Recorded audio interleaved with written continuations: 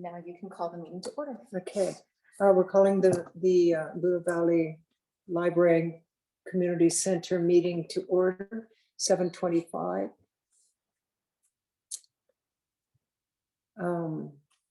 Rebecca, would you please share with us the land acknowledgement?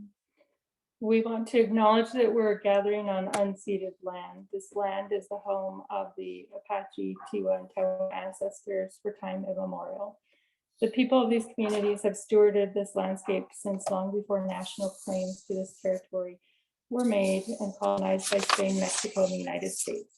We live, work, and gather with people from the Apache, Tiwa, and Tewa communities.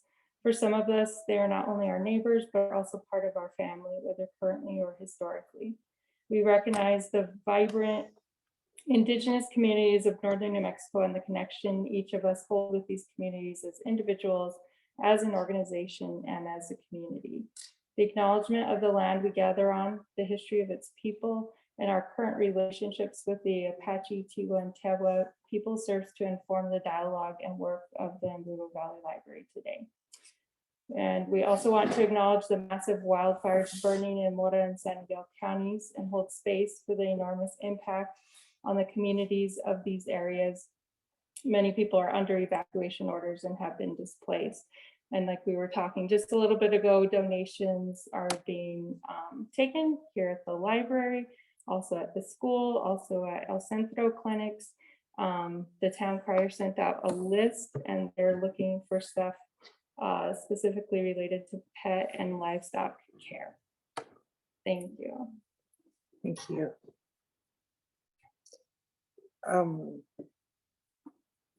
Present, I'll call your name. We'll do roll call. Dan? Present. Shell? Here. Tim? Here. Marcia? Here. And Rebecca? Aki. Will perhaps be late is Kayla. And in staff, we have Rachel is present. And Our Rosalie is executive present.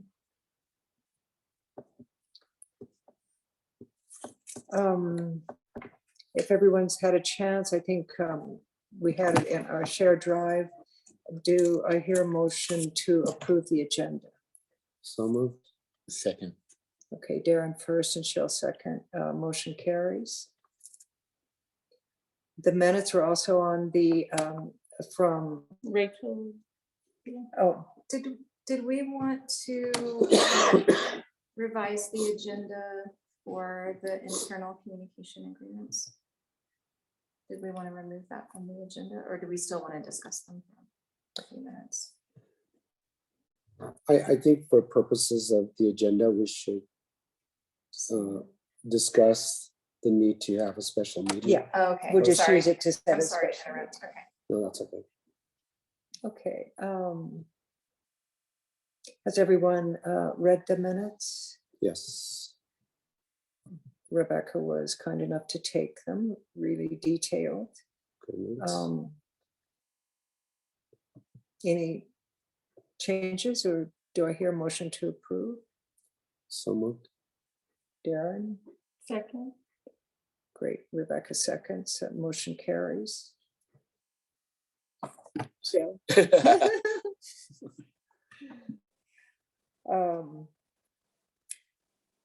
okay. A community input. Is Jessie a part of community input, or is she in the? We could ask if she has any public comment, but I believe Jessie is here to present Okay. regarding the seed library.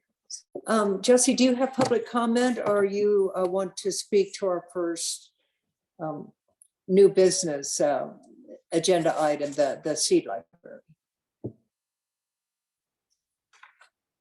Oh, you need to. I think You're she's on mute, Jessie. unmute. Yeah, right. I thought Rosalia would be, I can answer a lot of questions. Okay. But I think she's got it all laid out. I mean, Oh, okay, wonderful. Yeah, we've talked about this quite a bit, and I'm totally with it, with what Yeah. she's got to present. Is Rosalie on Zoom? Yeah, she has, you can't see her from there. Thank you. Okay, so if there's any other community input? Okay, if not, under new business, Rosalia, could you speak to us about the seed library proposal? Please. Sure. And I'm gonna keep my screen off just to hopefully.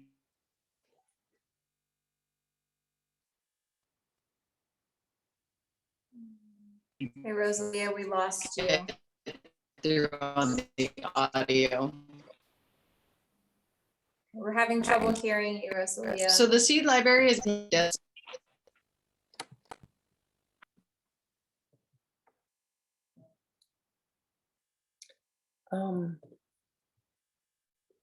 Do we have any other option? She Can could I try mean, calling in and we could put her on speaker. Oh, I she don't- could I don't call. know if that would, Or maybe more so if we have any questions based on her proposal. Yeah. So I would guess that she's gonna record on that. Right? Assuming. Okay, I'm guessing. Rosalia, can you hear us, or do you think calling in might be better? I can call the library. Okay, I can call into Zoom, either one, but then Oh. is there a number to call on? okay. Yeah, that was, that should have been in the email that I sent you. Let's see.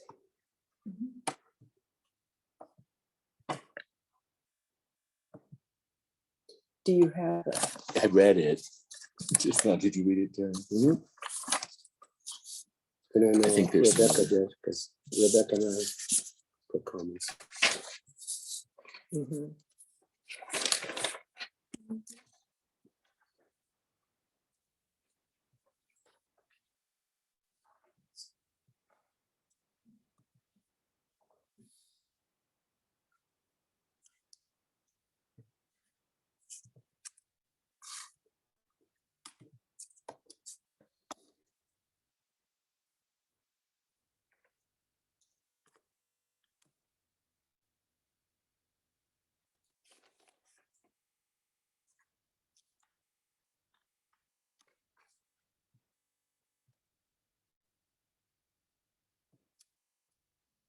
Does she have that same number? She does. I She think gonna- so, I emailed it to her about 5 minutes ago. Trace, Or maybe I about can't, 3 minutes I was ago. looking for the number for it, but I don't see it. Rosalie, are you still there? She left. Oh.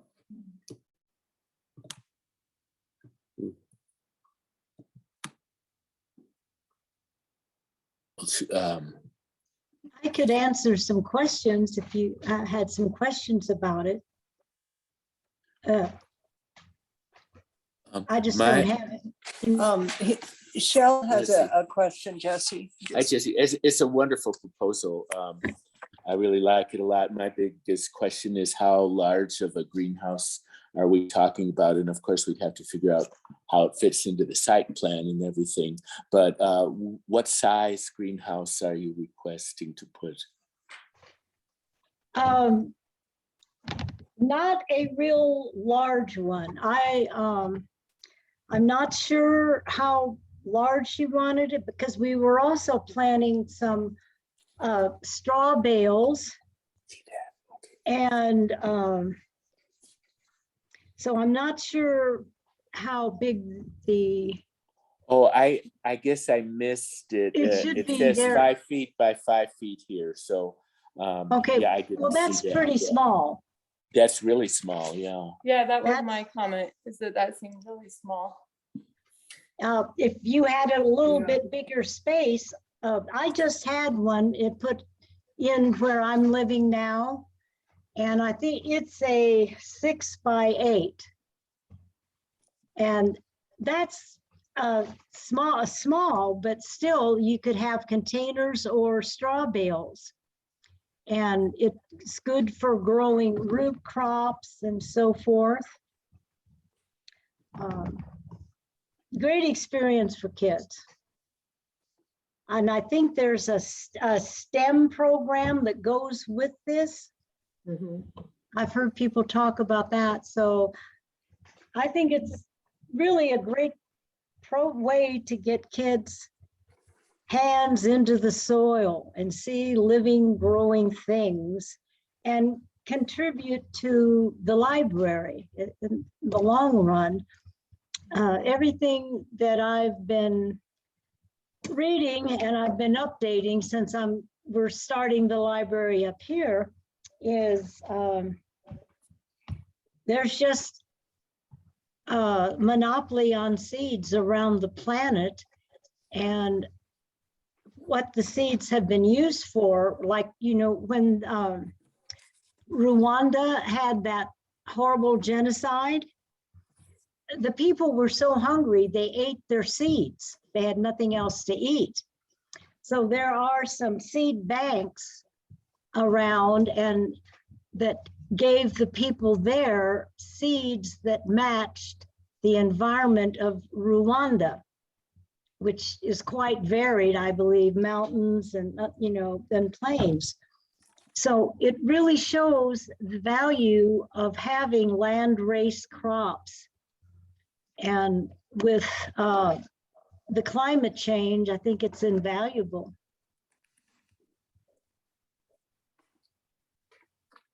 Great. Has everybody read the proposal? My only comment or question actually was, has the team already looked at a possible location for it that would not be disrupted by summer events? It didn't sound like it based on this. It sounded like they had some preliminary steps they wanted to take first.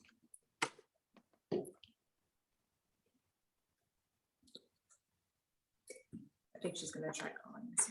And as far as the phases, the phase one collaboration, just it kind of, oh, that must be.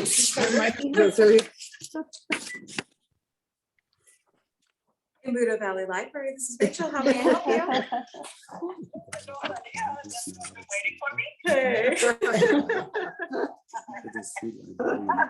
Welcome to the meeting. However,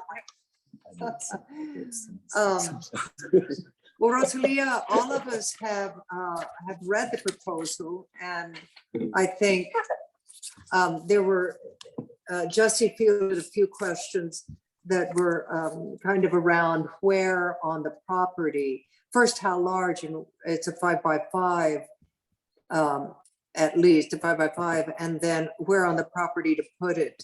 But that can all be worked out.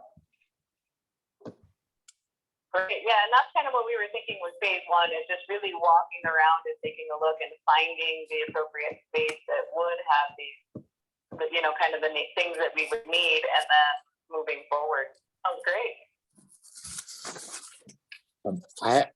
You know, based on the written proposal, I would recommend that the board approve phase one and then take it from there. Are you asking for a motion? If we're ready to, you know, if there's more discussion, I don't need to make a motion, but I would move that we accept phase one. I have one question. It says about funding. We've already found sources for a project like this. What kind of funding have you looked at so far? Like what kinds of grants? We're attending a seed library webinar tomorrow. They're going to review how to fund your seed library and the grant opportunities through there. But healthy soils would be one spot that we would be able to go through to get some grant funding. There's quite a few opportunities through EQIP and some other places just where we can apply to these government-funded projects to be able to do this. And is the seed library and the funding is, who's putting that on? Is that on Zoom or is it on location? it's all free and it's on Zoom. Great. Wonderful. Yeah, I'm really impressed. I'm also really impressed with the youth programming and the tie-in to STEM, and also the Las Semillas, the organization from the New Mexico Acequia Association, because that's been very, very successful, and how they, the training of young farmers and teenagers getting involved. So I think that in phase 2 is also really exciting. Yeah, Rosalia, was well written. Thank you. So, Shell, I'm wondering if the There's a motion. motion can be approval of it contingent upon the proper funding. Let's see, does phase 1 need funding? No, No, I think it's just the collaboration It and, seems like we might be able to do phase 1, 2, and 3 to approve, yeah, to bring it back, because that gets the collaboration, communication, and then report back to the board. I think we'd have to kind of approve all of it, as a, just kind of a sketch of what is going to happen, because to go after funding, you kind of, to have the board behind you, it's powerful. Yep. So is there any hesitance to approve the plan as it stands now, the whole plan? No. And then, with much collaboration in moving forward, but would that help, Rosalia, to, approve the whole plan? So then, Is that your recommendation to Richard? yeah, for I- sure. yeah. Oh, I okay. think- Yeah, that would be fine. Yeah. Yeah, because there's report back, it includes surveys in the community and stuff. Yeah, that sounds great. Okay, So I will amend my motion to, I move to approve the whole plan. I'll second. okay, Darren second. Anyone opposed? Motion carries. Thank you, Rosalia and Jesse. Okay. Wonderful. Good job on the proposal. Yeah. It's Yeah. a really exciting project. And I don't know if you saw my notes in the document, Rosalia. I honestly didn't yet. I'm still trying to connect over here. Okay. Well, yeah, you can just, when you can, take a look and let me know if you have questions. I will. I'll circle back with you. Jesse, thank you. Just taking a moment. Thank you for all of your support, starting this up, all of your collaboration. These projects could not get done without your guidance. So I appreciate you, my collaborator, really. Yeah, Jesse, thank you. Thank you so You've been a much. stalwart of the seed library for about a decade now. So thank you for hanging in there with Yes, thank you. in its many forms. Oh, and I guess I'll switch off so you can continue with your meeting. Okay, thank Thank you you. for being Thank you. here. Thank you so much. Okay, now in new business, the next is to discuss plans for our 30-year anniversary celebration, which Okay, is this year. it's next week. Well, yeah, it's next week. But we can So, have it. Yeah, no. So I've just been thinking, 30 years ago, first week in May, we just need to celebrate somehow. A big party in the field is one way to do it. I think, several months ago, I recommended a panel of some of the elderly people who have been involved with the library for years. Darren talked about recognizing the ancianos, and I think that's a really important thing to do in the community. So maybe we could consider some kind of series, 30th anniversary series. One big party blowout in the park, but then maybe a series over the summer of panels, meetings, whatever. I mean, we can talk about what that would look like and what kind of events we'd want to have. There was this, finally, a festival celebrating the written word. This is Santa Fe. And they had from May 20th, 23rd, it was basically, it was so much, it wasn't so much about the founding of the library, but they did like these different kind of areas where we could have local authors who would be there, or maybe we do a local author, maybe we do evening events. Of course, those, only so many people can do evening events, but at the event, they had, you could go around and you could discuss the books or ideas, or they had, any number of things. And that was a one-day event, but I like the idea about it continuing. What else comes to mind? Giving out books comes to mind for me. And children, of course. Yeah. Yes. What do you think, Tim? No, I think all that sounds great. I'm not frankly time to think very much about it, but yeah, I'm all for it. I was picturing Archie, reading poetry, and Archie Tafoya. I mean, we have so many writers, and children have written poetry and all sorts of things too. We could have. How about you?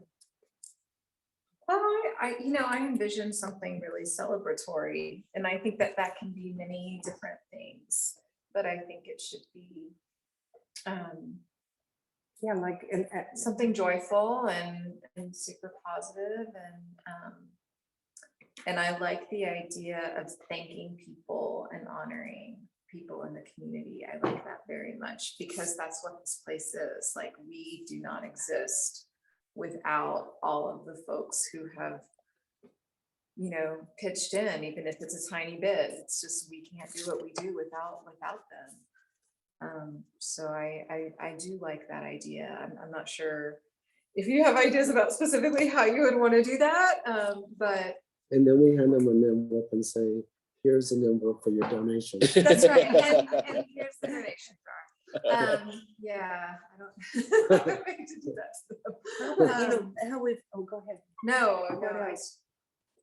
I mean, I think, honestly, I think a big party would be really Party. awesome, where Yeah. we do all of these things that you guys are talking about doing. And if it's a series of things, then I think of something a little bit more subdued, maybe. But, and I also think that would be more challenging to pull off, possibly. And we have a lot going on right now, so I think our 30th anniversary is a very big deal and a very proud moment. But I also want to make sure that whatever we plan is feasible. So. Especially if we're looking at a summer celebration, and I think summers really pick up for you all, right? Summer is our busy season. Yes. Is This, I mean, like ballpark, do we have a ballpark figure about when the community center might be, at least? No, I'm thinking at least 6 months. 6 months, okay. Yeah, I don't think it's going to be done. So there's not going to be any, yeah, that'll be a different size. Yeah. 6 months from when? April. Because they, in their proposal, they said 8 months, and that was, they thought it would be longer because they'd be working in the winter time. So I just randomly shaved off 2 months Okay, for that. I don't know how accurate that is, but it's going to be a little while. okay. One other idea, we've talked a lot about a chili cook-off, like they used to have up in Penasco, that honoring the elders. I don't know if you were ever involved with that. I know about it. Yeah, it's so wonderful. And that always had a chili cook-off, and people tasted, and that brings elders out too. Oh, like a harvest festival of some sort? Is that Maybe that would be what more that in the fall. is? Yeah, that we were talking about kind of a fundraiser for that, but we could do it Yeah. as a party instead, because it shouldn't really be a fundraiser. I mean, if we have a donation jar is one thing, but it should be a Yeah. celebration party, I think. So it could be a celebration where there's an agenda of activities to happen during that Mhm. time. Yeah. One of which could be the chili cook-off, or whatever you call it. Mhm. Or chili, Yeah. I guess, yeah. Do we know if Fiestas is gonna happen, or have we heard of it? We have heard nothing from Fiestas. I meant to talk to my neighbor Clarence to ask him just that question. Yeah, And I didn't get a chance. Is Charlotte? I have not asked No. Charlotte. Because Um, if it is going to happen, we should definitely do our party like a month before or something, because Mhm. space the parties out. Yeah. Yes, definitely. I think some kind of like whiteboard or place to put Post-its, and the prompt could be like, why I love the library, and people can just put Oh, their yeah, one word or their little phrase. definitely. And maybe a collection of pictures from the last 30 years. Sandy had some good pictures, and there should be some in our files, I Kind of would like think. living art. It's an ongoing process. Oh, of showing, just it's on a loop. Yeah. Mhm. Are we doing like evening lectures this summer, like at the archaeology? Sev, I saw Sev over his spring break, and he did mention the possibility of doing them, but nothing is cemented at this point. But they've been talking about feeling safe enough to pick those back up. Anyone else? Michelle, would you mind heading up a committee of several to kind of bring a proposal by, I mean, I guess by May, Okay, our May meeting? okay. Do we want? I'll just try to get input Or from do we everyone. want to Do get we it? want to target date for an event, or how do you think about it? I think having a target date for an event is good. Does somebody, I forgot my phone, I don't have my calendar. Why don't Sometime we- in What a good idea. 'cause late then we- July? Well, yeah, we could do late July. If it's late July, we definitely will not be having a chili cook-off, right? Yeah. But And like a Saturday. Yeah, it should Saturday definitely be a or Sunday, yeah, Saturday. Yeah, Saturday, yeah. Okay. Okay, so Saturdays in late July. Okay, so Saturday in late July. Yeah, the 20th, excuse me, the 23rd and the 30th are the last two Saturdays in July. Should we aim for July 30th? Do you think that's reasonable? I mean, could be rainy season if we're lucky, but I know, it's hard to tell, huh? Yeah. Could be. We can change it, but maybe set it for the 30th and then, what do you all think? I don't have my own personal calendar. Wait, I'm sorry, what was the The question? third, should we say tentatively the Sure. 30th? That's good to me. That We- gives us. We could put like a message in the town crier saying first week of May is the 30th anniversary. Heads up, like we're planning something to celebrate it, but yeah, and I was just thinking I would do that and actually solicit ideas for it. great. Great. So I'll do that the next day or two. I'll put it in the town crier. cool. That's awesome. And ideas and also photos as we're putting together. Okay, wonderful. But Rachel, make sure not to be shy about telling us what your limitation, you and your staff's limitations are going to be. Yeah, we'll be just wrapping up the summer reading program.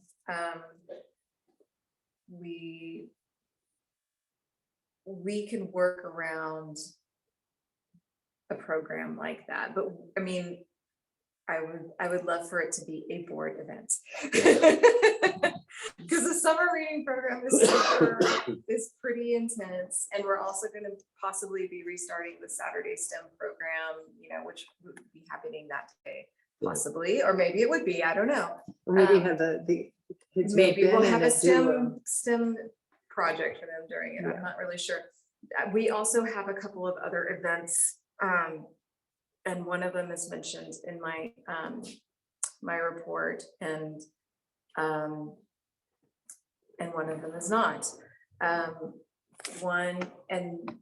One's in May, and then the other one is the Embudo Valley Arts Festival, which I honestly don't even know when that is. But they really want us to be in it, and we probably should be in it.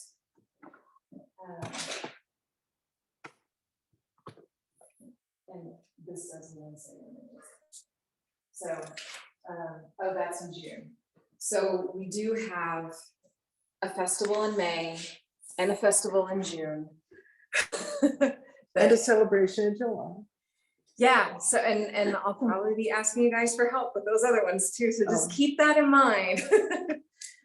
Great. Because, yeah, the one in May is a little intense. Okay. Remind me, what is the one in May again? The festival in May is called Unite, and it's being put on by the United Way, one of our major funders. And it's a giant, we don't have to, organize that festival, obviously, but we're tabling it, and we have to think about what we might offer at our table, if anything. So, and then we have to staff the table as well, so. But where is the It's location? in Espanola. In Espanola. Cool. Okay. Sorry. No problem. That's Sunday, May 22nd. Thank you.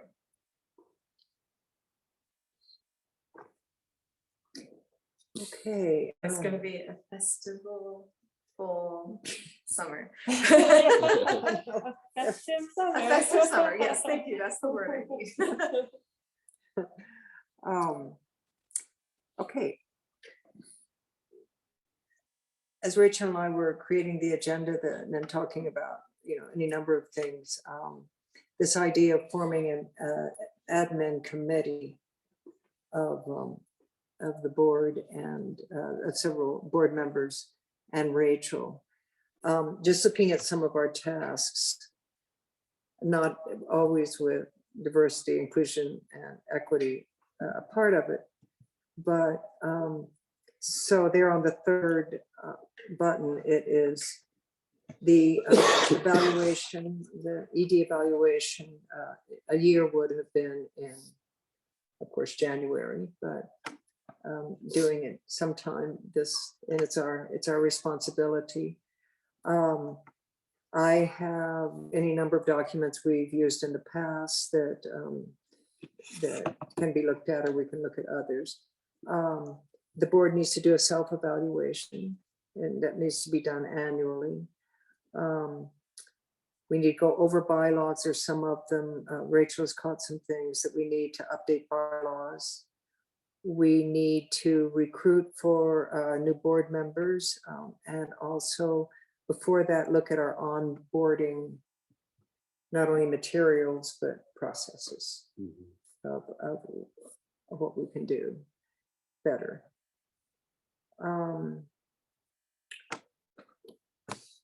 So that's a lot, but they can be prioritized. Not all of them take a lot of time. With the executive director's evaluation, it's done in several ways. Oftentimes it's giving the executive director the kind of form that we use, and have him or her go over it and say how they feel that they're doing in all these areas. And then board members do the same thing. And then we look at it, it's a discussion. But so who among us is willing to step up to kind of pay attention and maybe prioritize? And it doesn't mean that whoever steps up, who's on the committee, has to do it all, certainly. Well, I'll certainly participate as one of the members of the committee. Yeah, as a member of the committee. Yeah. Mhm. And maybe for tonight's discussion, we should prioritize the ED's evaluation I think so too. as being the first priority. Mhm. And then maybe second, well, board self-evaluation is is hand in hand with the new draft communication agreement. Yeah. Yeah, and I have a question. I've been thinking of somebody that I would like to propose as a board member. So I just want to know what our timing is for that. It's not somebody I've talked to. I don't know if they would even do it. I think they probably would. But when is it time to start discussing that now, or do we need to put that off? Or what do you think? What do you all think about that?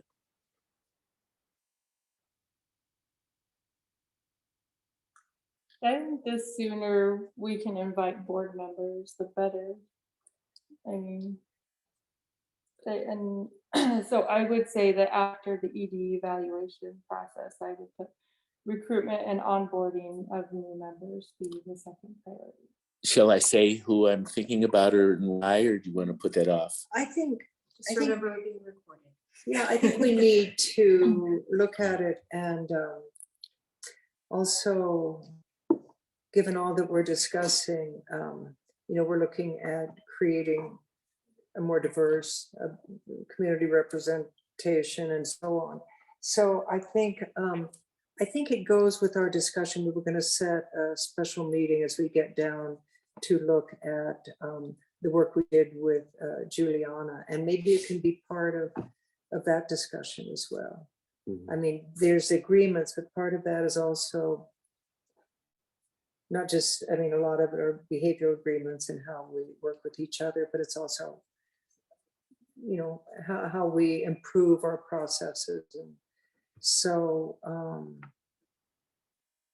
what do you all think about that, Tim? Well, I can't remember if we had past discussion about an ideal number of board members that we would be targeting to try to keep at, or.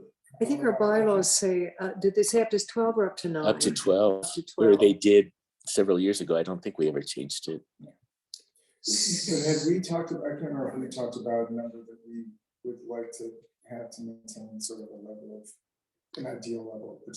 Yeah, 12 seems like too much, really. 12 Yeah, seems to like me, too it many. seems- Yeah, but I just can't remember that, if we had this. I don't think we did.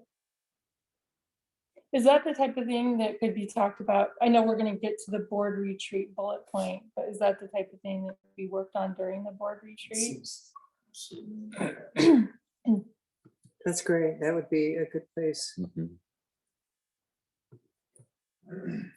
I don't know, 9 seems like a good goal.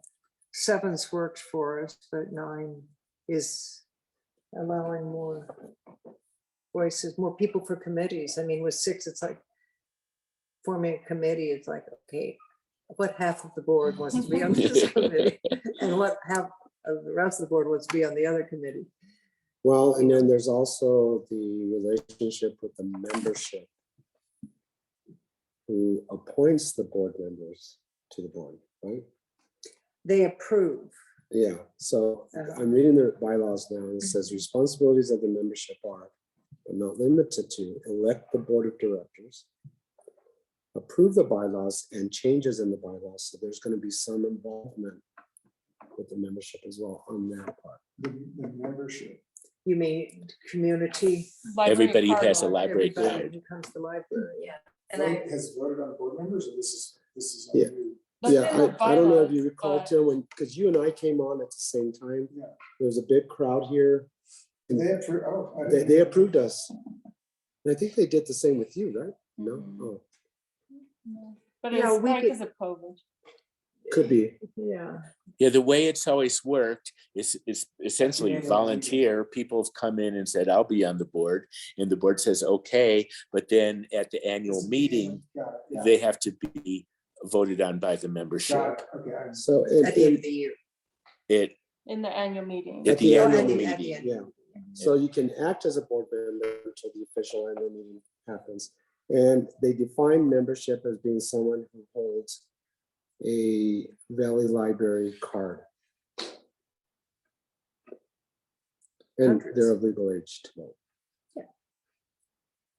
I think maybe to make that, to talk about our onboarding and our process and what our intentional visions are for the board, and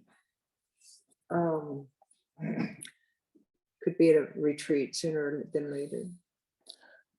Our annual meetings have run anywhere from 30 people coming to not one, except board members. So in it, pretty much everywhere in between. Mhm. That's good information. So Marcia, are you suggesting not to do this administrative committee or the administrative committee and take these issues up at a board retreat? Well, no, I think we still need this administrative committee because just to even choose the documents. See, before, so a personnel committee did as far as the evaluation. And the personnel committee was always 2 people.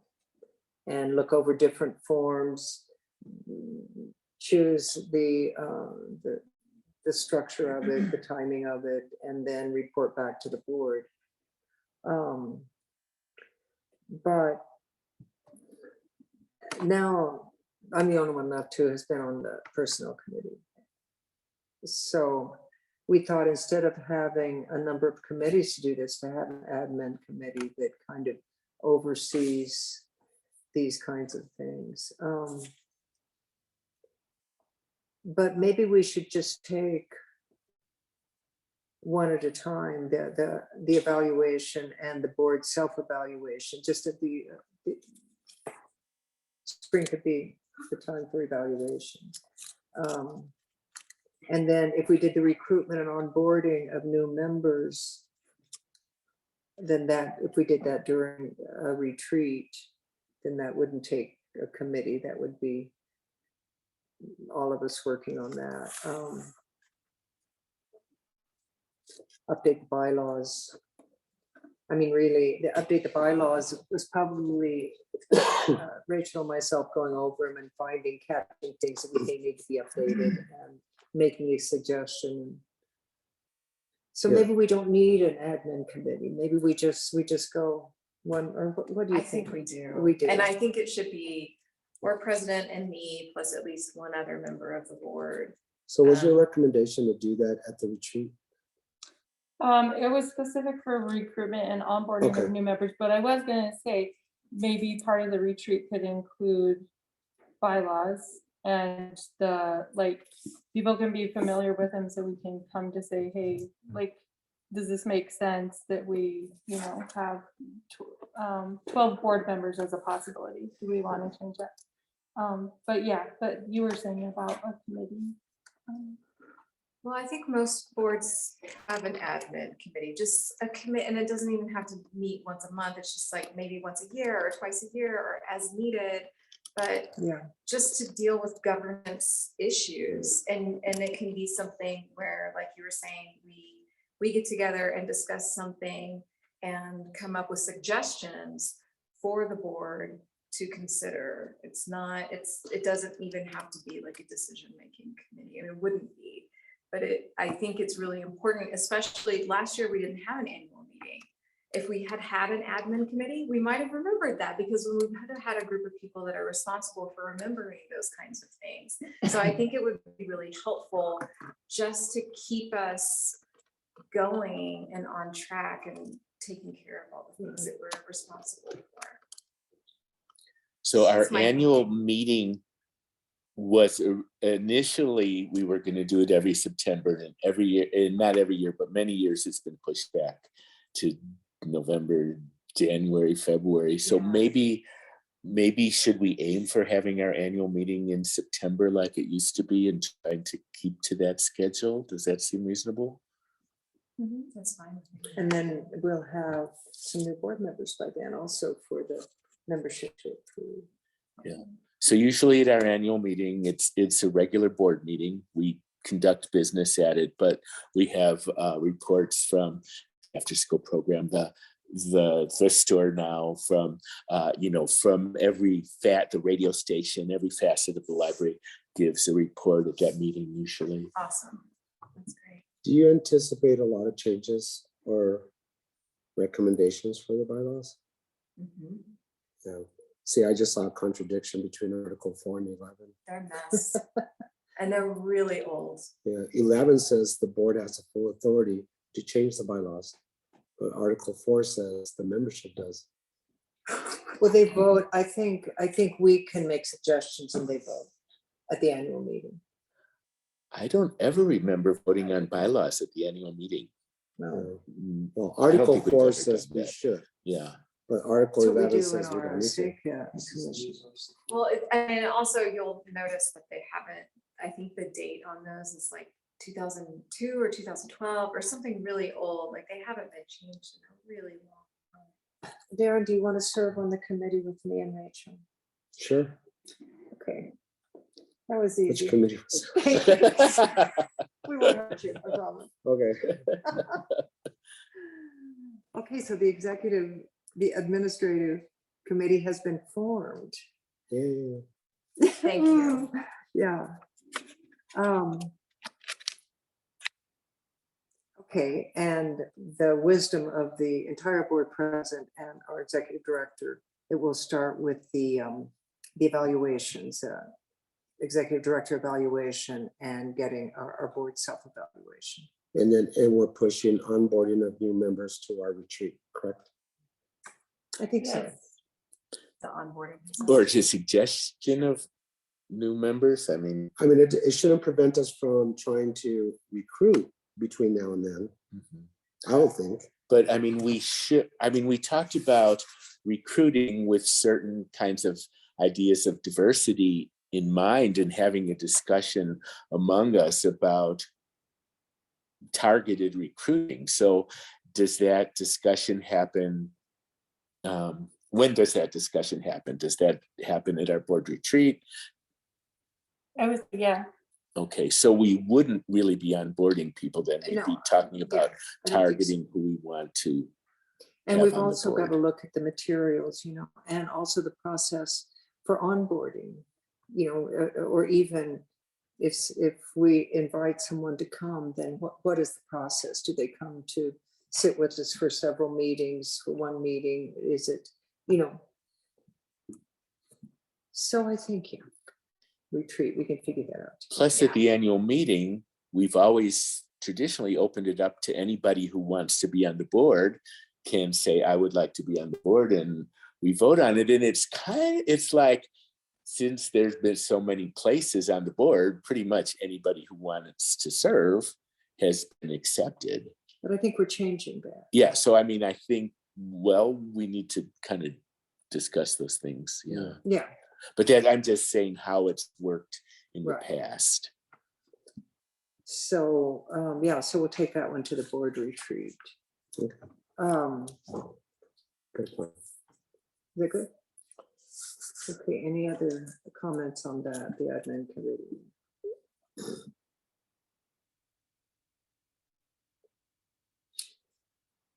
Okay, the next one is about our internal communication agreements developed with Juliana, of which we all have had a look at her amazing work. Well, our amazing work and her guidance and bring it all together. So is this, so what we want to do is we basically want to decide another meeting, probably an evening meeting, in which we just focus on this. Mhm. If that is okay with all the board members. Because it's going to take time, it's important.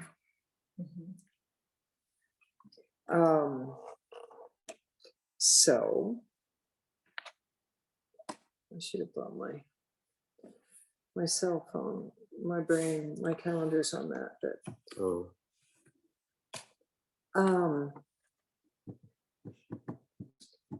let's see, we are in the end of April, pretty much, that direction. So what do you all think? Anybody have an idea about, do we stick with a Wednesday or? Yeah, that one. Okay.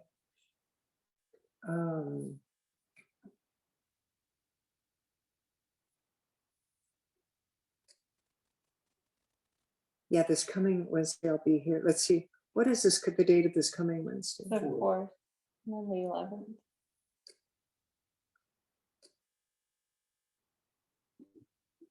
Let's see. Yeah, I'm going to Denver from the 2nd through the 6th of May. There's something going on that week. The 11th is good for me.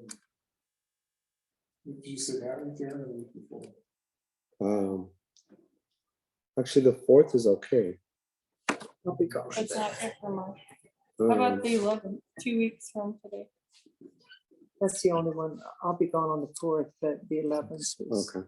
is open. And then the 16th through the 19th, I'll be out of state. Okay, so is everybody, as far as you know, you're the 11th? That's fine with me. Yeah. Okay, should we say at 7 again? 7, 11, 7th, 11, oh, no, the 11th at 7. I'm wondering if we should push it to 6, Oh, just in case we need additional time past 8. I don't know if it's, 6 is kind of hard for dinner and kids. it's hard for I me. mean, it's tough in general, Yeah, but okay. it gives We'll some keep it time. separate. getting 4 kids fed. Oh, we'll just go have the meeting at your house for that. Yeah. Just for dinner. Okay, so Wednesday, the 11th at 7.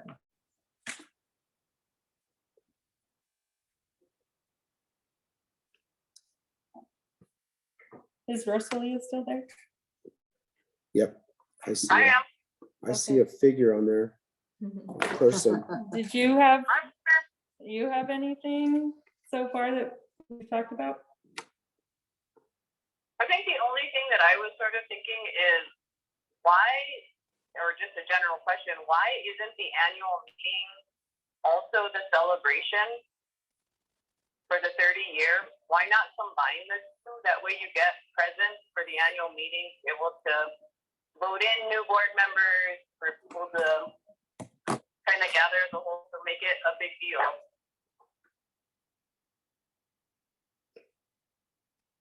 Well, we were thinking that kind of a day thing, for the celebration and a bunch of things for kids to do and a bunch of different things going on. And up to this point, the annual meeting has been much like a board meeting, except we bring refreshments and we work hard to get membership there. And so I'm not sure that they would work together. Yeah, I'm just wondering if a lot of people show up for both purposes, the annual meeting and the celebration, and we're going to stick to our bylaws. Are we going to be asking for people to raise your hand if you have a library card so you can vote No. out of the group? I mean, you can give an announcement like at the Kit Carson Electric Co-op annual meetings, which are a big deal. Only, the designated member can vote. And so I guess it's on your honor or something like that. But you could make an announcement, if you're a library card holder, you can participate in the vote. To me, it seems like it should be separate, because we really have to prepare for the annual meeting and give reports and all that. And it seems like a party is kind of a different thing. And the annual meeting could be kind of festive, but like a big party with bands playing in the park somehow doesn't seem like that goes with the annual meeting to me. And then there's also an annual report, which is going to put a lot of time and energy in your part. You want me to create another annual report? Well, it can be similar can to the do one that, from the yes. state library. Absolutely, I can do that. So yeah, it would be very overwhelming, I think, to do the annual and Possibly. Yeah, having heard everything, the only advantage I can see is that you'd get more people probably to attend the annual meeting if you're having a big celebration. Mhm. But I also hear what you've all shared too.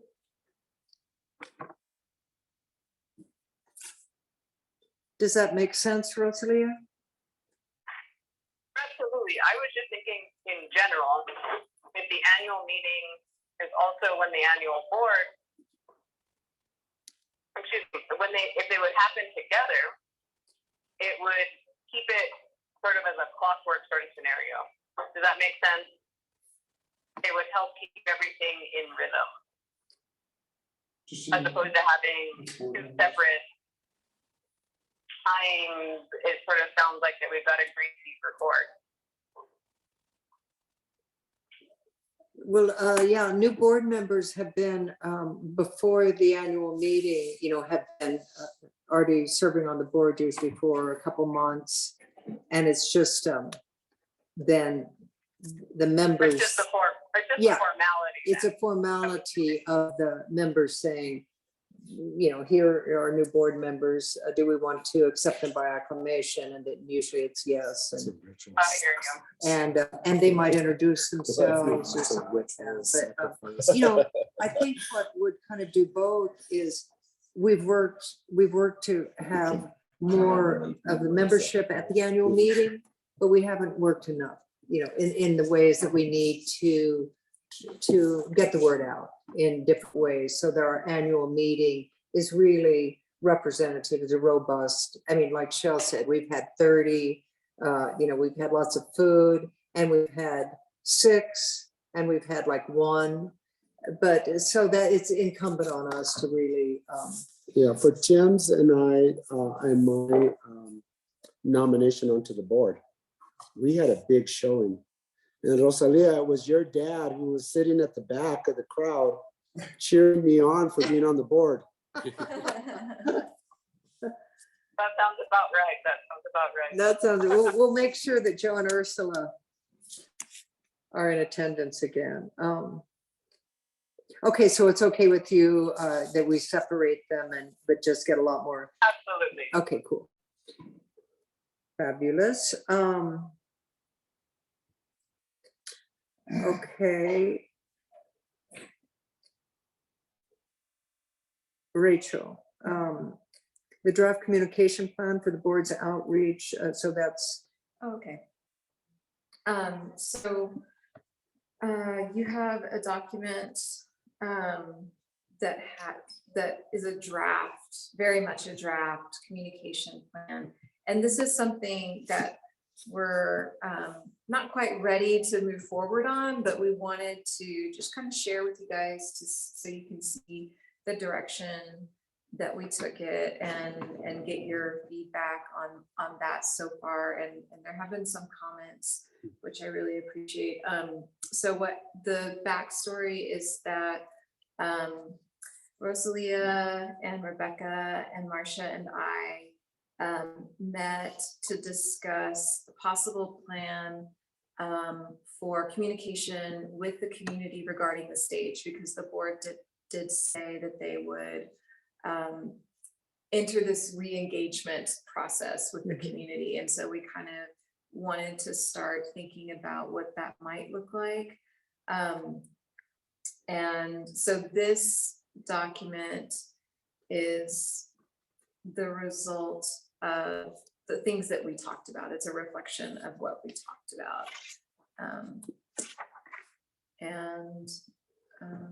Yeah, I am certainly interested in hearing what you guys think about this proposed, direction, and if you would change anything, if you have any concerns, and then if you or anything you particularly like and want to keep, because then that can help us figure out how we want to do this. And then also moving forward from that, I'm curious to know how you would like to continue on the development of this plan. Should this be a whole board discussion, or do you want to, kick it back to the 4 of us and we can, work on it a little bit more? This kind of, how do we want to continue to develop the plan as well? Can I go first? Please do. After I made my comments yesterday on the plan, I came back to it today with renewed eyes, and I was thinking, it's a really good structured plan. And we have been talking in the past about when we form committees, that the committee membership should create the structure for how they operate and come to us for approval on that structure so that we're well aware of what their function and responsibility is to the board, right? Which is to advise. So when I came back to it today, I thought, well, and I made that comment yesterday that this could become a standard practice for us, a structure like this. That I wonder if, rather than making it about the stage project, that this plan be about the master plan that is inclusive of the stage. So that we include the work that Tim did when he was meeting with the community. You know, when he facilitated all those meetings, there's a lot of information that was collected then, so that it could be part of, you know, the information that we use and that the committee uses to make a recommendation to the board. It also prevents us from having to have so many different committees. If one committee could look at and advise on the whole master plan, inclusive of the stage, we may get more people to participate in it. That was my thought. But great job, you all, for putting this document together. Are you talking about developing a committee with committee members? Yeah, well, because that's what I saw this as being, that it would become, this document is an attempt to create a structure for input. And the way we do outreach Right, to get input. right. So, and I think it's a really good approach to making it a standard practice of the board, because you have some very specific, you know, deliverables on there. The only thing that I did take issue was with, you know, the community engagement will begin to dictate the direction. Yes. It would be advise, would be what I would push for. Okay. So you're kind of seeing this, oh, I'm sorry, That's what as like the beginning of the community advisory committee. Yeah, I We mean, had talked about doing. you guys have already put in the work that we were asking any committee to put in developing a structure. So maybe we jumped the gun a little bit. No, that's good. Oh, okay. Yeah.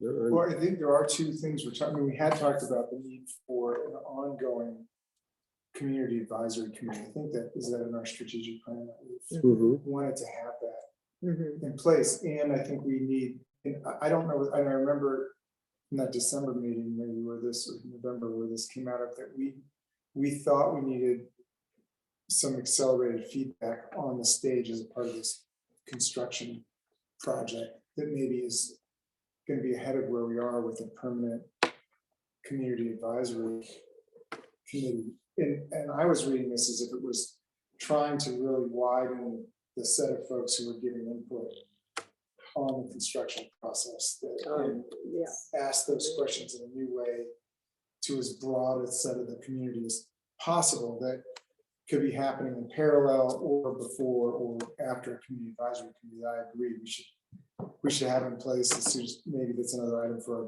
board retreat of how we get that in place and go. But that if we need to get this, we need to get some community-wide feedback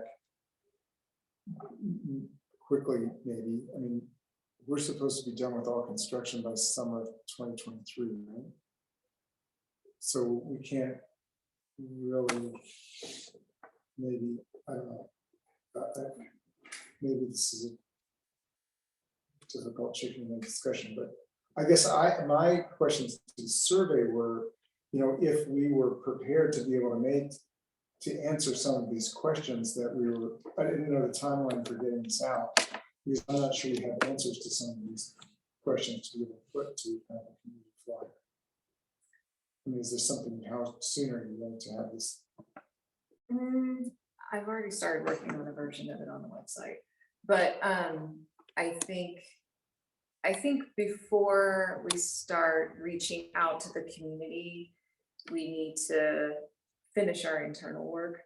Mhm. And I mean, it won't be completely finished, obviously, that's ongoing, right? It will never end. But I think that the talk, the internal communication agreements need to happen, and possibly the board retreat also needs to happen first. And then maybe we can reach out to the community as a whole.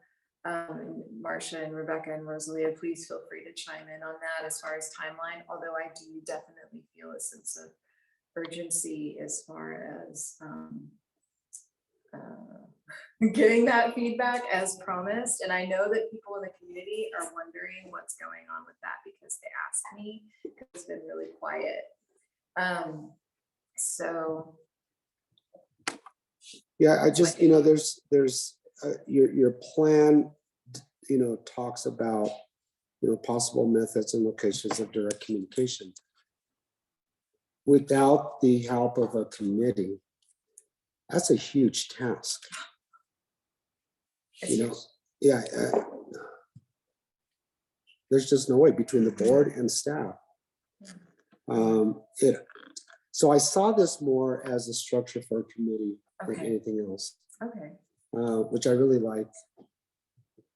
But that, that's my 2 cents. Yeah, just an aside on what you said, Rachel, let's see, we talked about several ways of getting on a regular basis. Hey, here's what's new this month in the library. This is, we've started over here. This is of it. It could be on the website. It could be something that goes around, but it is kind of time, right? Since we're starting this, to let people know that Oh yeah, I'm that way the community behind on sent that. it. Well, no, Like, it's I'll not, own it's not that. just you being behind. I think it's thinking about how we do that, maybe not sporadically, but figure out, how that happens and that people would, and maybe something that's picked up in the library. Here's a 1-pager. This is where we are. For any questions, do this, as well as town crier, as well as, around, like we talked about it, but,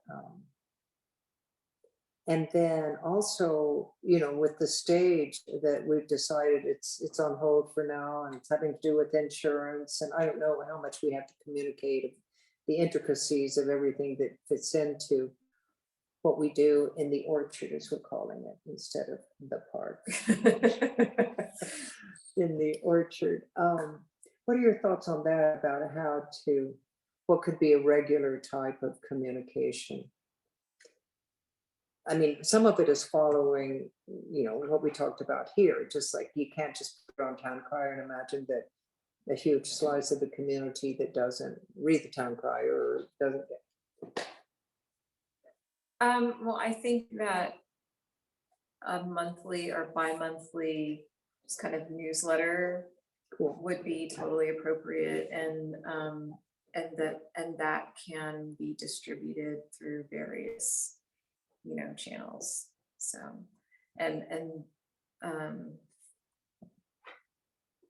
We could plaster them all over. Put the glue on the back. oh yeah, cover all Broadsides. the utility boxes with them.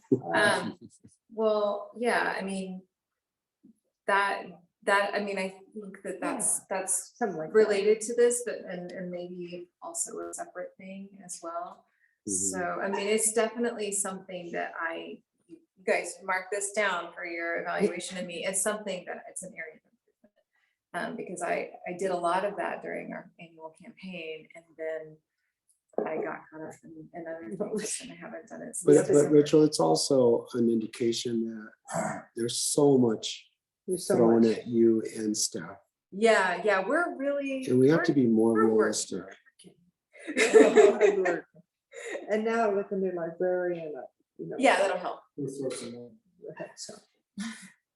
But also help with that, it doesn't all fall on you if it is a monthly newsletter that gets out in various ways. So the admin committee. Yeah, Could well, help. yeah, and so can staff for sure. So I wonder if the UNM eval lab that helped with the survey for the park before could be part of this.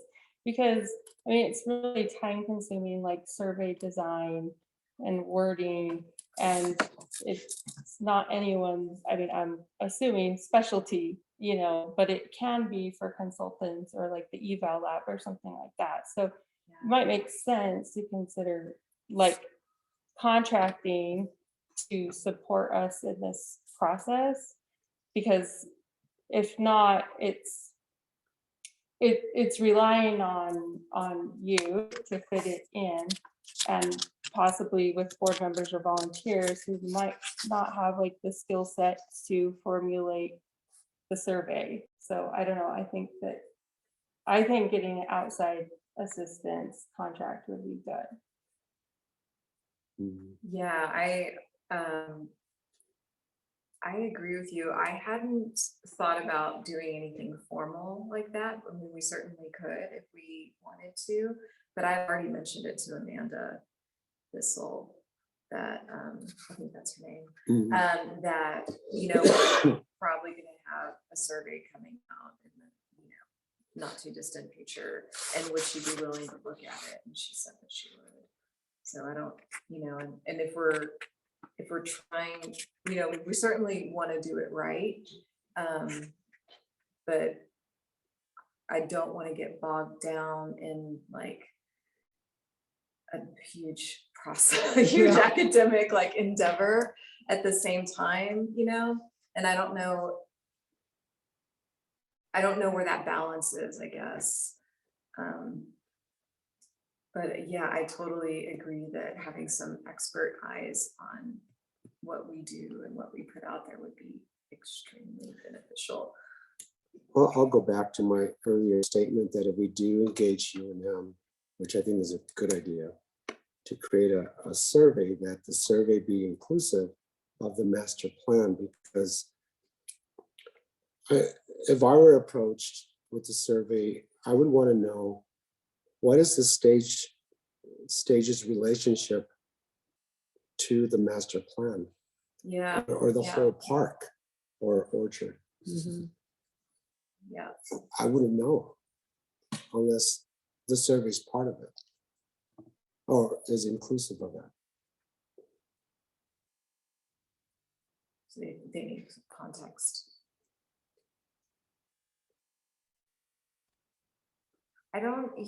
But I mean, I feel like the master plan is very fluid also. I feel like there's things that are in there that, I mean, are wonderful, but I'm not sure if we'll ever do. So is there a difference between the site plan and the master plan?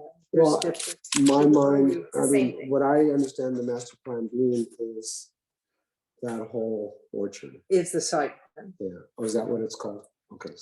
Well, right, Yeah. this is. called And the it site. includes some stuff out here Okay. too. Yeah.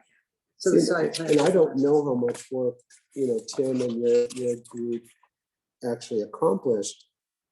There may be enough substance there to address the whole site plan or master plan, Well, we didn't, I mean, that was very stage focused, that stage focus. crew, and I think that,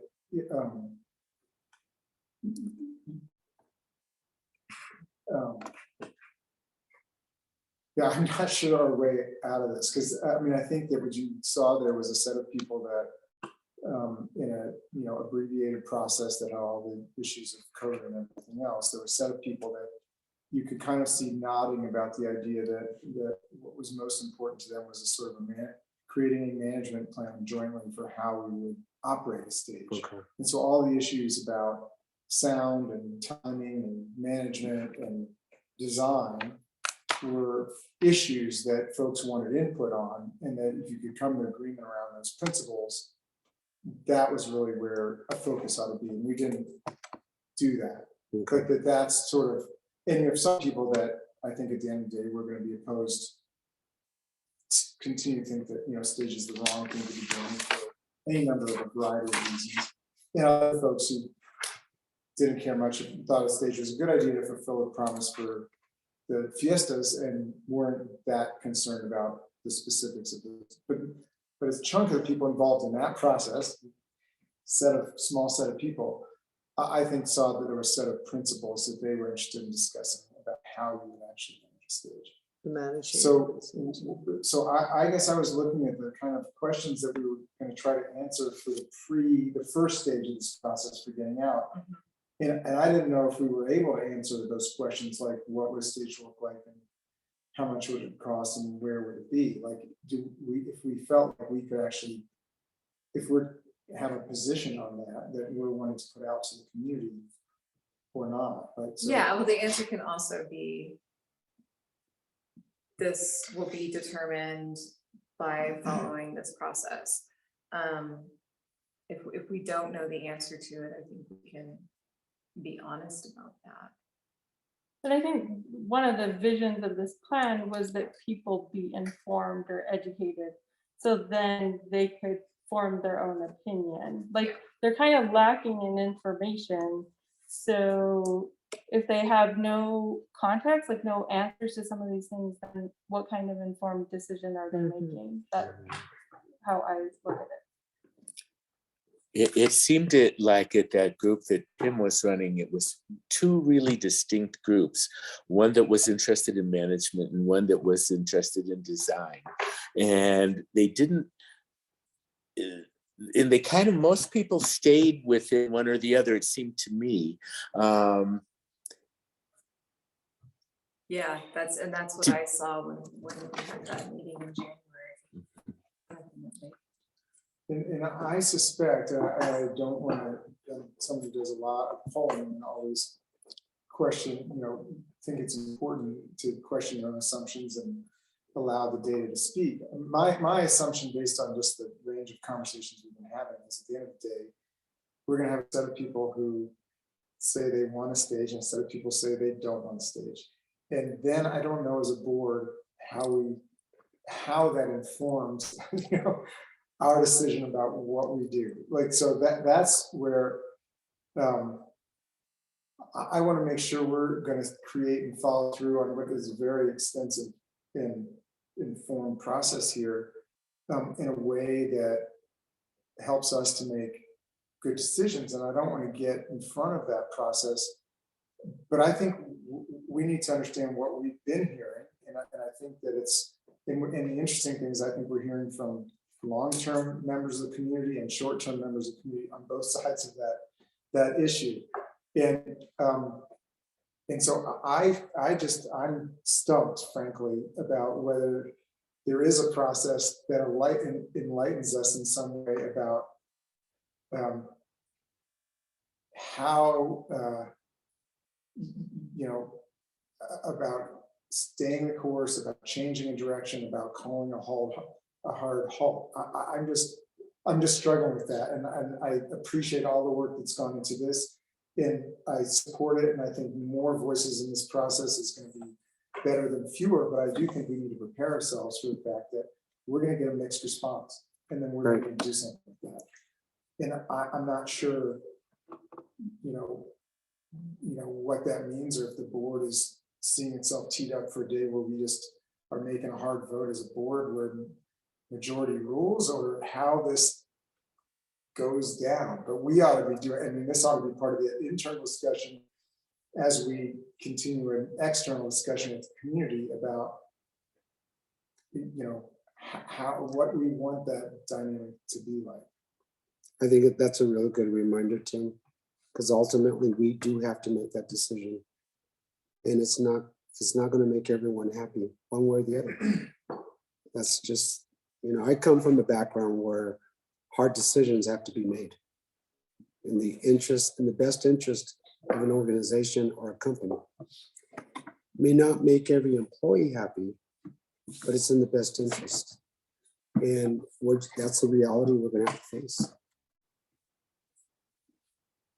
Yeah, so I'm all for more public input in that process, and I think the more we can be putting more information out there so that we're getting more informed feedback from the community is all totally useful. Right. But I assume everyone understands, like, we're not gonna get an answer back on this, I think, but, so we'll take the next steps forward. And so that was the other thing, really, the question I think all that went to is starting to think about attaching a timeline to some of those pieces that leave us the time we need to make decisions and due processes we need to.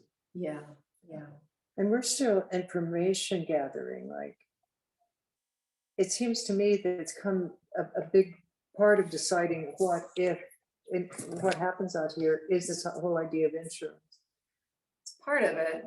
So are we moving ahead with getting any kind of, if you do this, it'll cost you this amount of money, you have to put up lights and securities, I mean, or do we have options?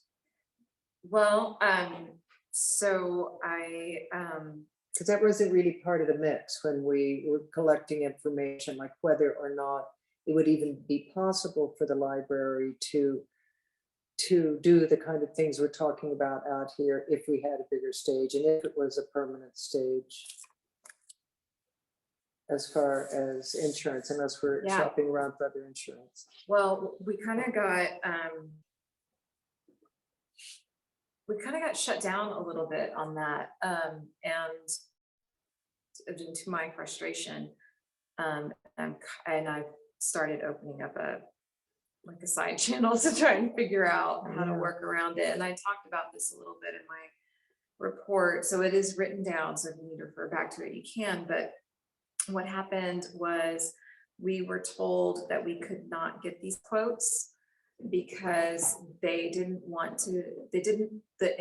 these new insurance companies that we were looking at did not want to quote us because of the construction that's going on. Ironically, Oh, there's too interesting. much of a risk and they didn't even want to take the time to give us a quote.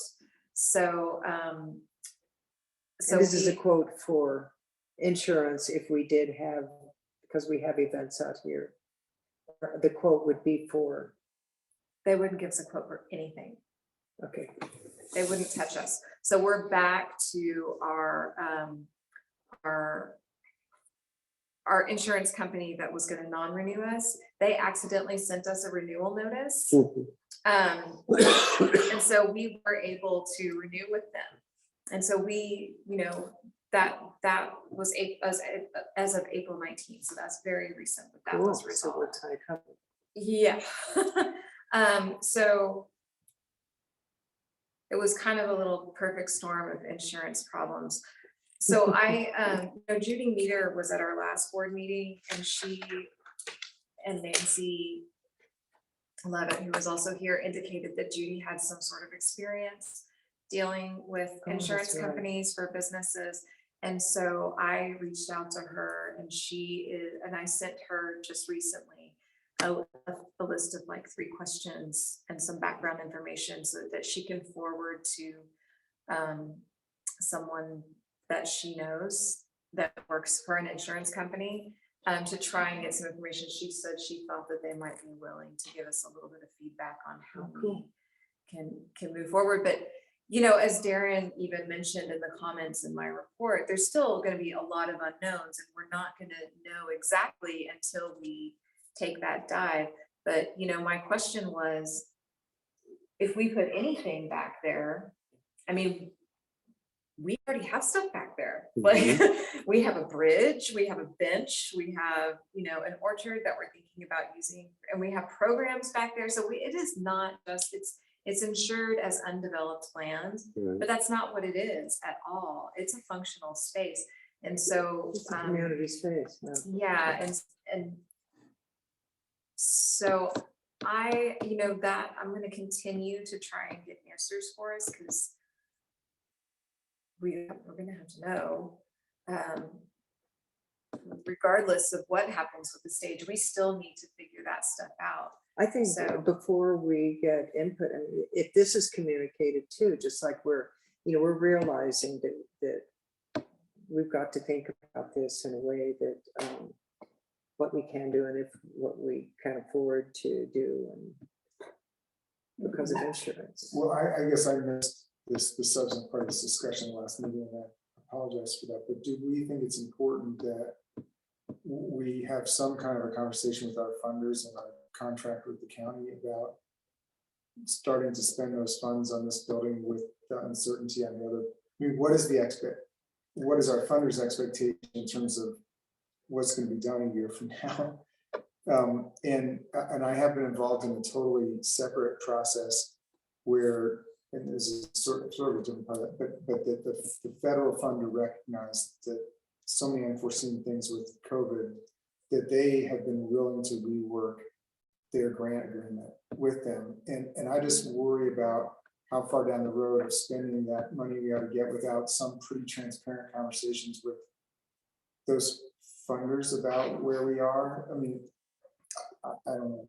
Yeah, I have something that can respond to that, but I don't want to keep hogging everything. Well, if we could get an answer on, can we get an extension?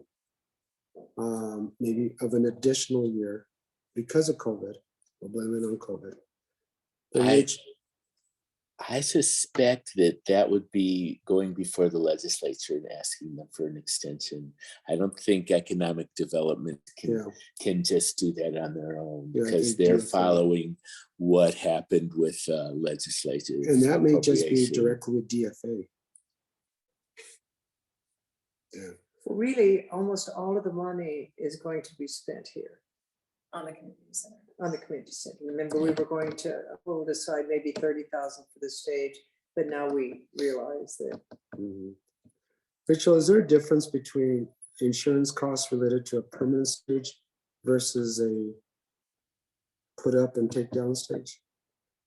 I would imagine so. Yeah, because the concern that we were getting from our agent, and again, I don't know if these are these should be our concerns, or if it's just something that she threw out there.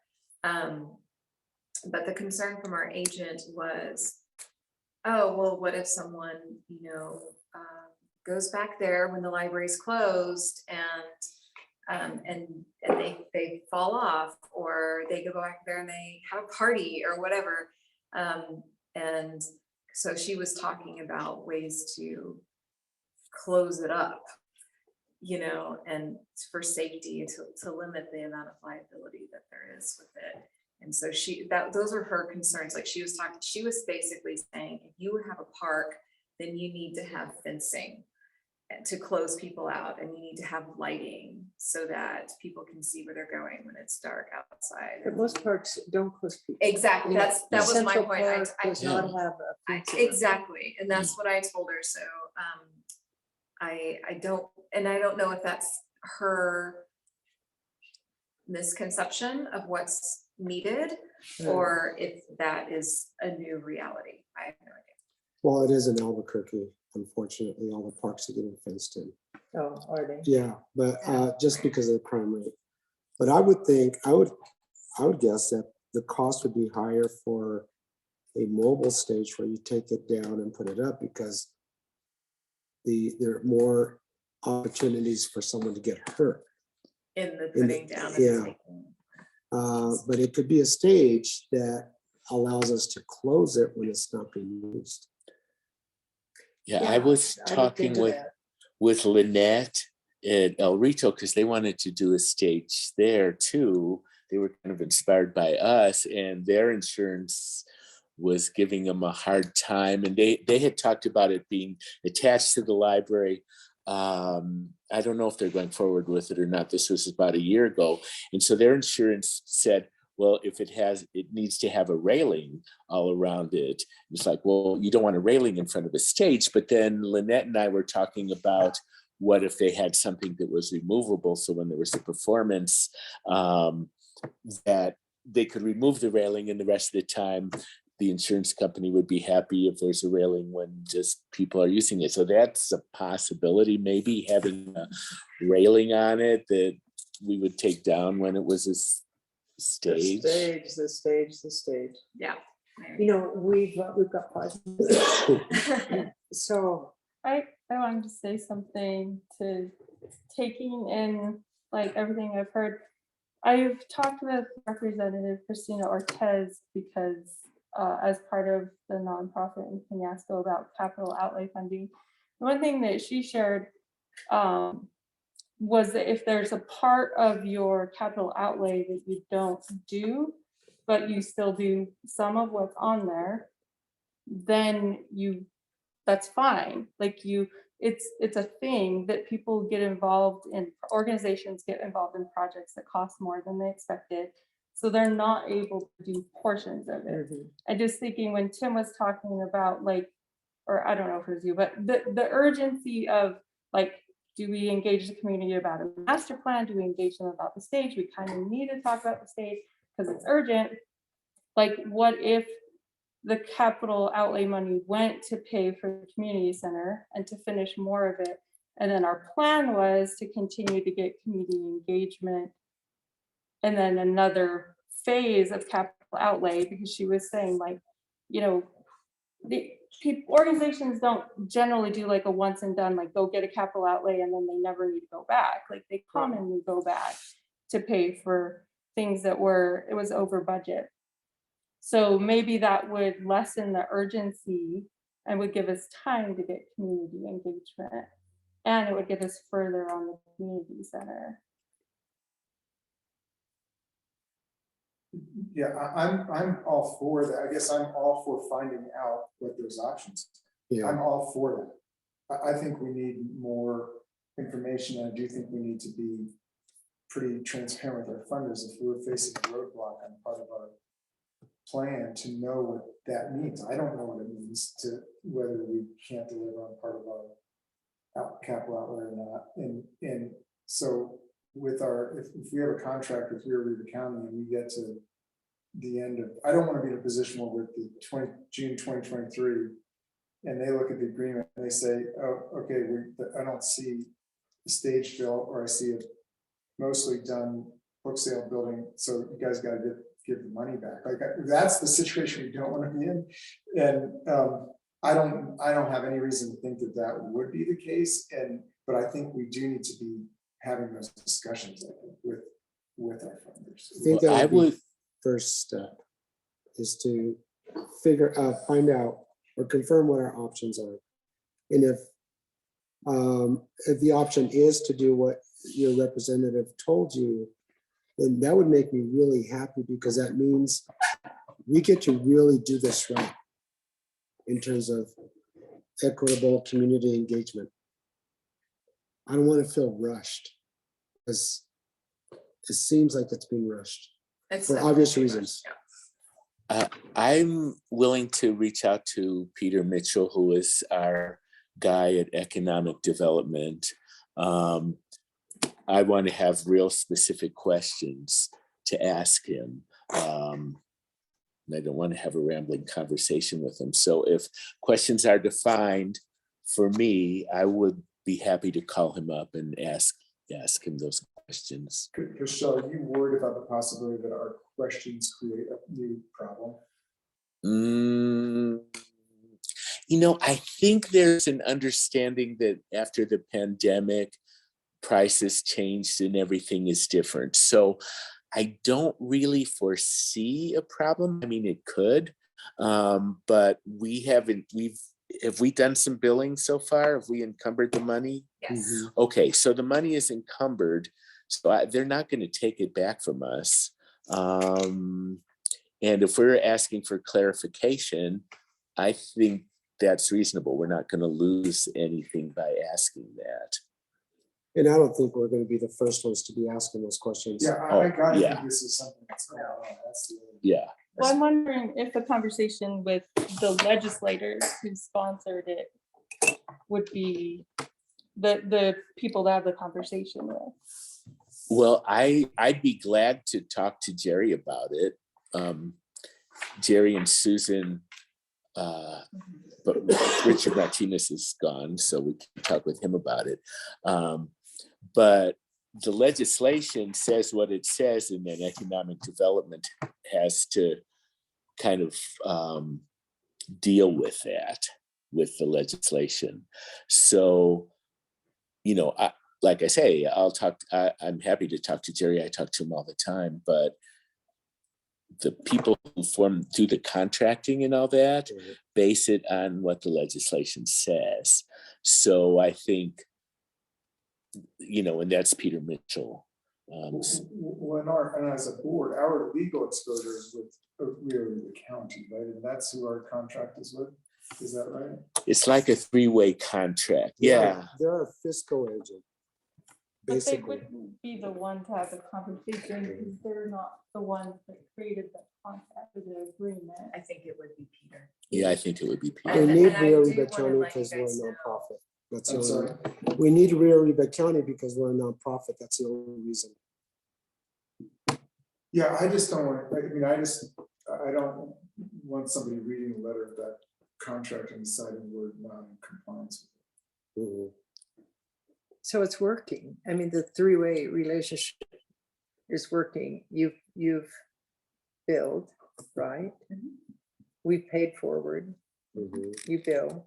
Have we been reimbursed? We have had one reimbursement, yes. Okay. 15,000. So plus. we've tested the cycle and it's working. And it was a challenge for everyone. I read the Rio reports. Ribe and Peter. Peter did visit the site probably about a month ago. It was a really quick thing. He was like, I'm gonna be here, and this afternoon, and can you come down and meet me? He's like coming back from Taos for me. I was like, okay. I have update, and he also received a written report from us. We have to do an annual report. So he knows what's going on Mhm. with the project. He knows that we are entering into this community engagement process. He knows that there are members of the community that have some questions about the project and some concerns. And he has specifically requested that we keep him in the loop on our community engagement process. Cool.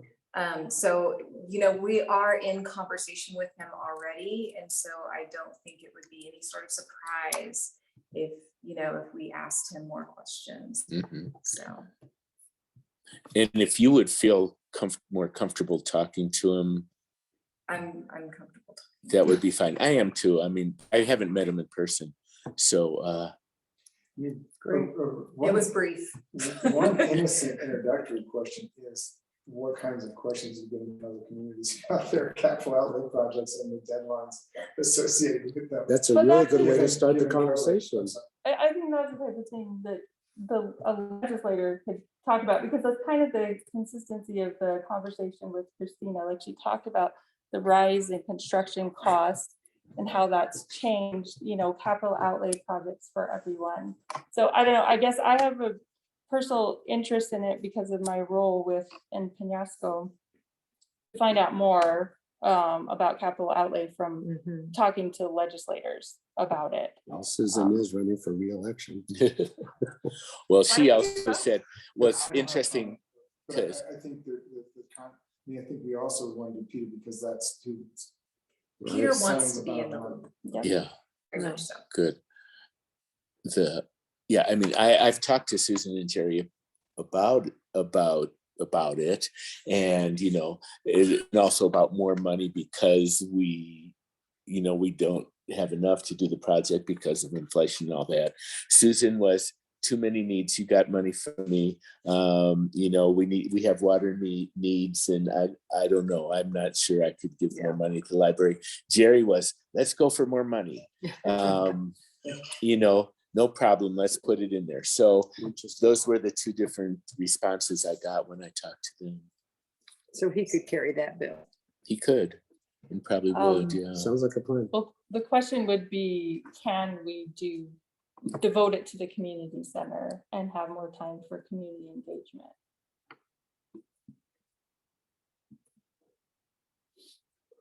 Or how we spend the rest of the money?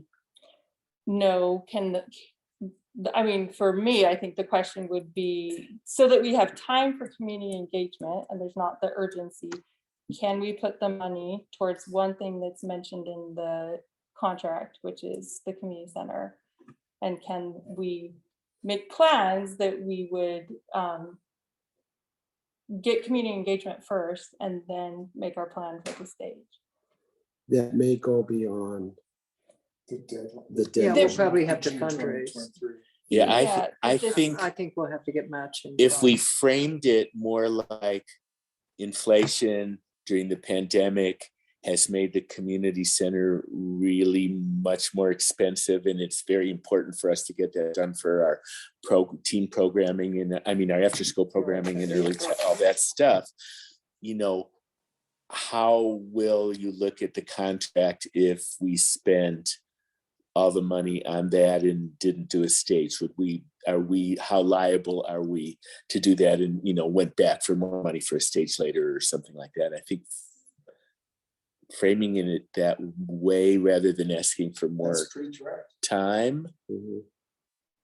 I think it's reasonable with all those, Oh, Well, and it's also totally true. It's totally true. we are not making this Yeah. up. Yeah, Yeah, it is so true. I mean, even 206 is not enough for the community. it's not center. enough. I mean, On And, its own. and one thing Christina was like, we would want to know these types of things, Sure.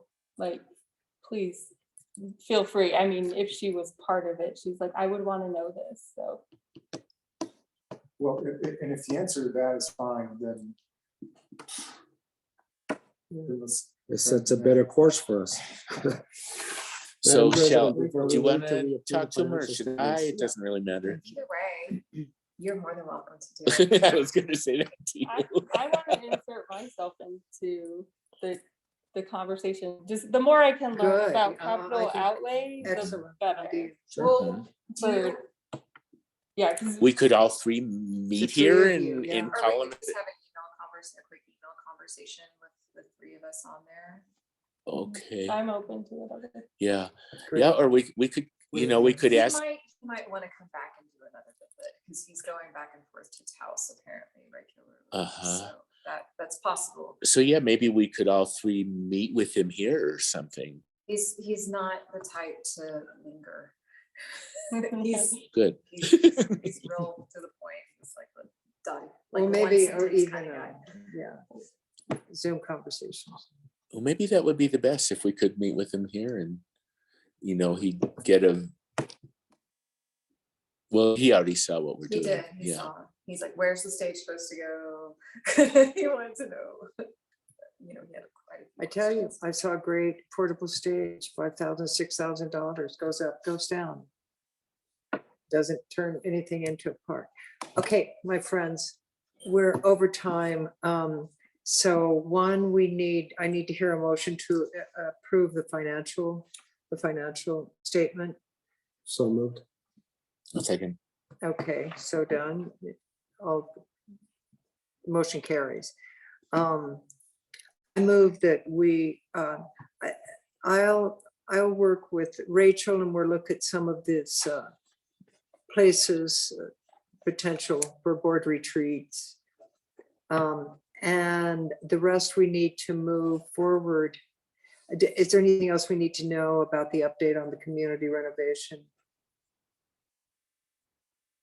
I think you put that in your report. There's a lot going on with it. Okay. Yeah. Yeah, it's not in my report. So reviewing the strategic plan, we'll start with I don't think so. goal 1 at our next meeting. We've looked at the reports. So on the training,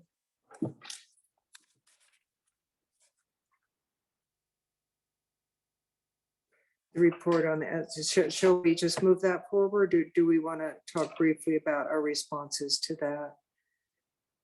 The Santa Fe Community Center, I think the retreat conversation, why don't? that could come into Yeah, play. with the rest there. of it. Okay, Yeah. okay. Is there just one thing on the retreat? Is there been any discussion on the when are you guys? Is there a target set of dates or distance off from now? Like, just generally. No, okay.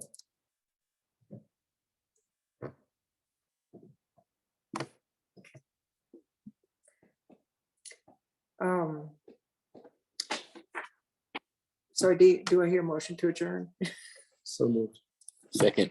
You're the two that are making it. Okay, good discussion. That's an important discussion we just had. super important. Very good. Good Yeah. meeting. Yeah.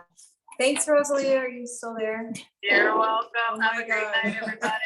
Good night. Good Good See you night, tomorrow. yeah, good night. What a trooper. Thank you all. Thank you all. Thank you all. Super. I'm really sorry for being like this. These agendas are jam packed. Yeah. There's a lot of discussion. Oh Yes. my God. It's not an excuse. Yeah, we have a lot to do. So I'm, speaking of tabling, I am gonna probably have a table at the rural summit at the Capitol.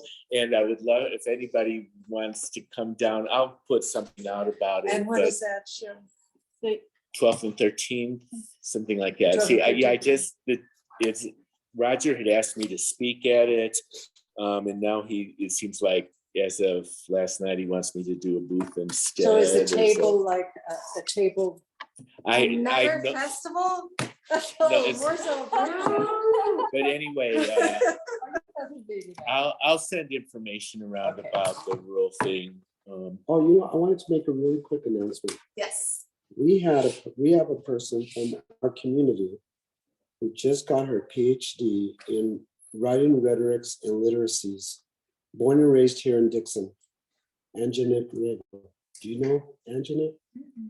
Oh, yes, there was that whole article Yeah. about her in the. From in the Arizona Sun. State University. Nice. Wow, good for her. Very troubled home upbringing, and she overcame all that. Wow. And her, oh my gosh, her PhD in. Yeah, She should come talk about her dissertation. Yeah. she should. I mean, there's a whole article about it. They interviewed her. Yeah. That's what you said. And her dissertation sounded really interesting. Oh, that would be, yeah, that'd be a Yeah, great. we should little have her, evening yeah. Event. Mhm. Yeah, I think we should have a local heroes and heroines. Well, Well, are women called heroes too? We used to be called heroines. We're heroines. we had another person She spotlighted. wrote. She wrote. Sheroes. Oh, yeah. Imelda, He wrote a she do you wrote. know Imelda Atencio? Yeah, Okay, she was also spotlighted for like her. NASA and. Yeah, I mean, she's in charge Oh, of yeah. 200 She engineers Betty's- and scientists at Sandia Labs, born and raised here. The most humble person you'll ever meet. She's amazing. Yay, Yeah. go Norteños, Norteños. Yeah, Okay, last guys, night, take care. last night I went with Roger, invited me to this opera, Espanola Opera Guild. And there was a young man, maybe in his mid-20s from Pewaukee High School, who sang an aria from Carmen, and he has sung in opera houses all over the world. Is that right? Italy, Paris, Oh, Pewaukee. yeah, Pewaukee, but yeah, I was like, Wow. Don't like Rebecca. What's that? Don't like Rebecca. Oh, no, it'll take me a minute. Thank you, Rachel. Yeah, thanks, guys. Be safe. Have a good night. Good to see you. Good discussions.